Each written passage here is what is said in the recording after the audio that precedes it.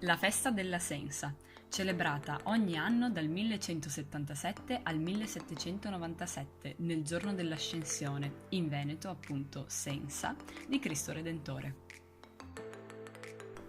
Attorno al XII secolo, Venezia cominciò la propria espansione marittima nell'Adriatico e nell'Egeo e diventò sempre più influente ed indipendente da Bisanzio, conquistandosi mano a mano un posto di rilievo nello scacchiere politico.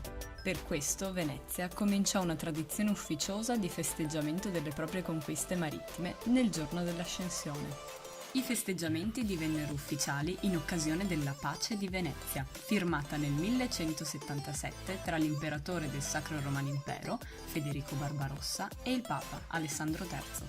La scelta della Basilica di San Marco come luogo di incontro e di solenne riappacificazione delle due potenze, politica e religiosa, più influenti dell'epoca, rispecchia l'importanza che in quegli anni Venezia stava acquisendo.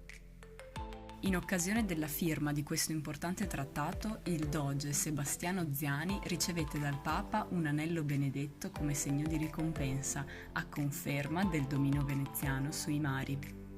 Il simbolo della festa divenne quindi lo sposalizio del mare, in cui il doge, a bordo del Bucentoro e assieme a un corteo di imbarcazioni, arrivava all'isola di Sant'Elena per ricevere la benedizione del vescovo.